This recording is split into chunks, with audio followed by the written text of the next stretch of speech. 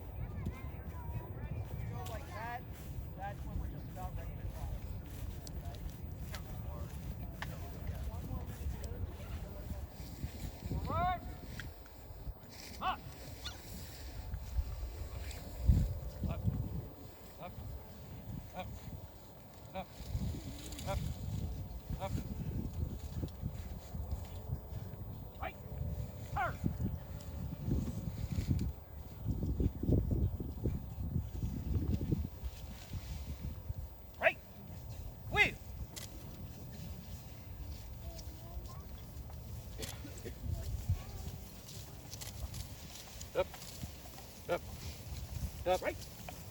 Wait. Up. Various ways that the weapon can be carried. Sometimes marching quite a bit, 20 miles a day or more, those can become very heavy, 9 to 10 pounds each. So they're at shoulder arms or shoulder firelock right now. But there are some other things that we can do, ways we can carry the weapon, ease the burden on the arm, or that have a practical application depending upon terrain or weather conditions.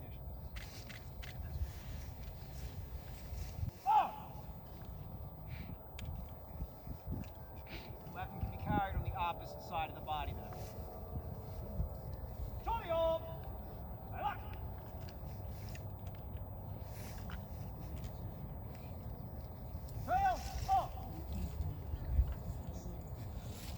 Carried low at that position. If you're marching down a pathway where there's a lot of tree growth or low-hanging brush, then you won't be getting caught up on all of that.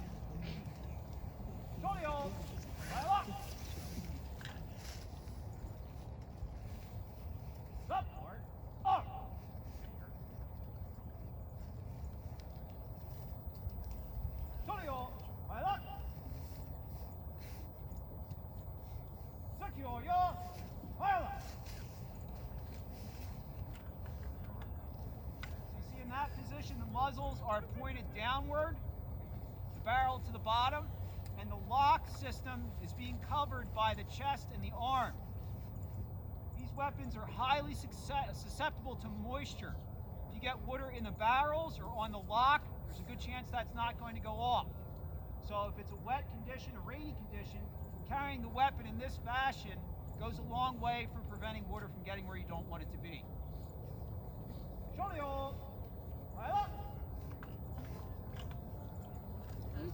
And if they're standing on the parade ground for a long time, listening to orders or in a position of rest, wouldn't want the men doing this becoming overly fatigued, so I can bring them to what we call the order. Rest your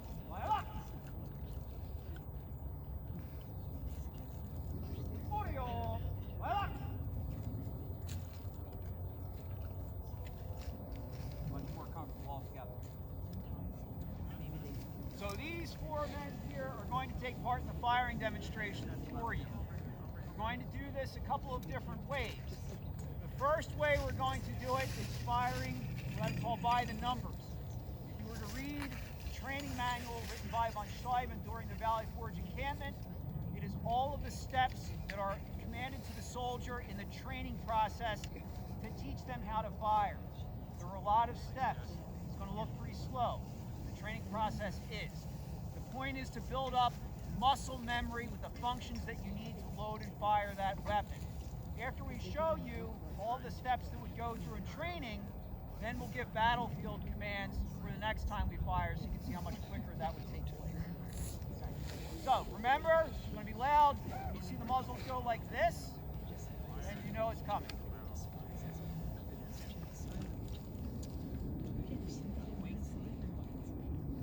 Shut, hand, cast about, load.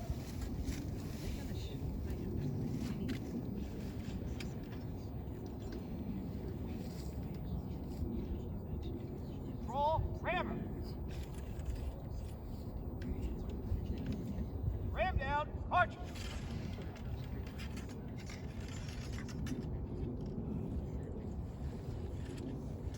Return, rammer. Shoulder, fireless. Point, fireless. Cock, fireless. Take aim. Fire!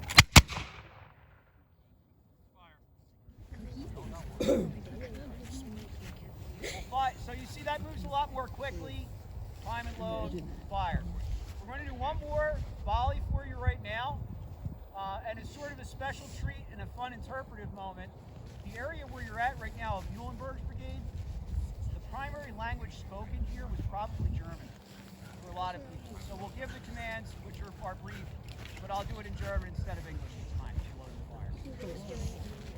He was doing it. Done!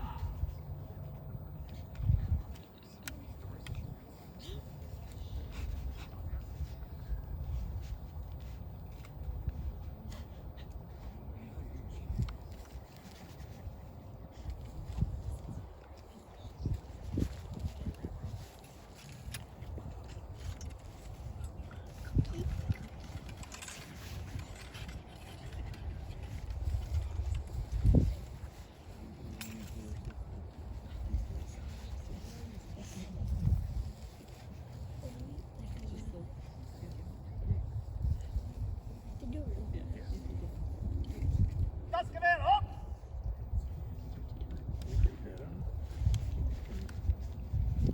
Schlag an!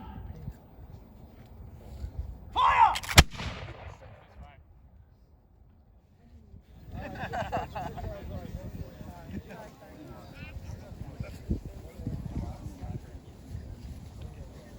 Thank you.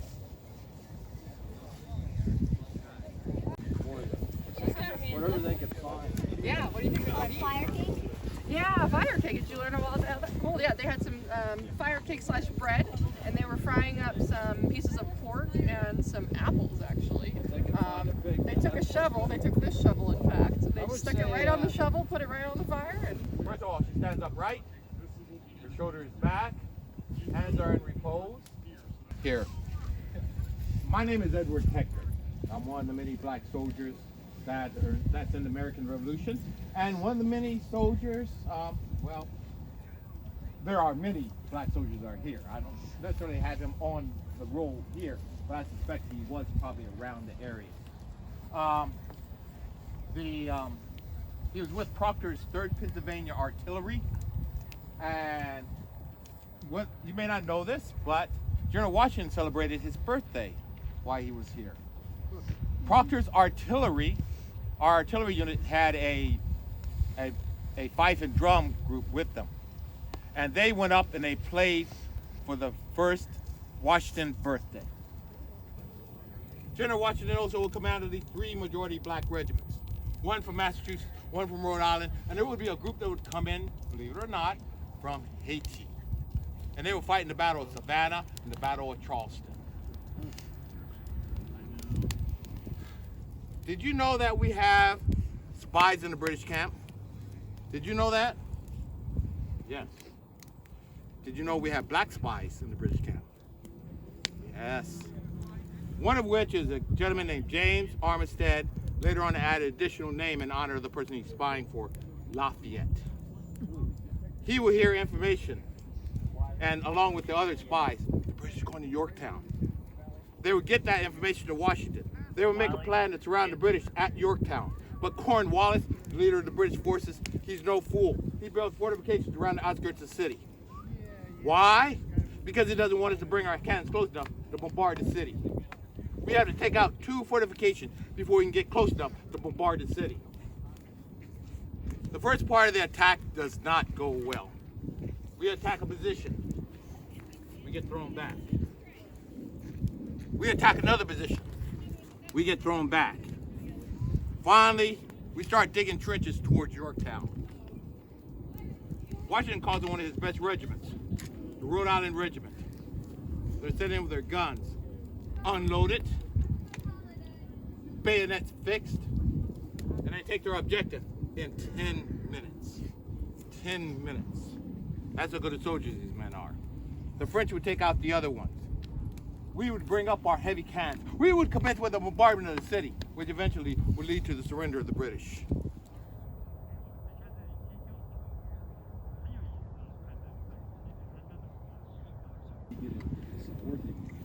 So square that up. Those two, they're both flaps, right? So there's both sides. Just square that up a little bit. There you go. So that right. So then we take the flaps, the extensions, and fold them in. Oh, that makes sense. All right. So then you're creating a rectangle. Pull that out. Pull that out.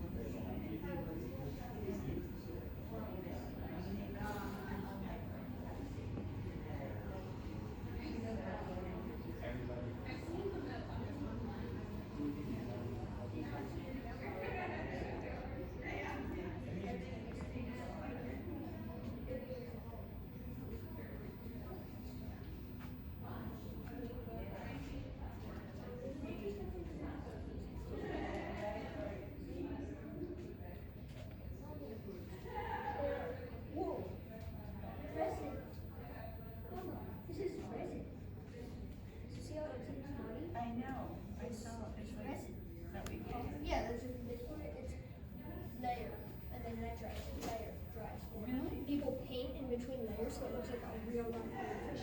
I'll show you when we get home. I was wondering what it was. I said, oh, it's 6 inches of gel. I'll show you when we get home. It's awesome. A lot of people do that. But these are the playing cards. Is there? Okay, yeah, of course.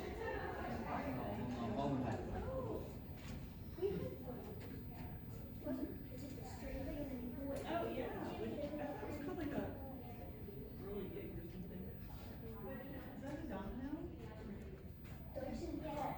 There's a couple over there. Look, cup stacking, I guess. Yeah, the basic cups.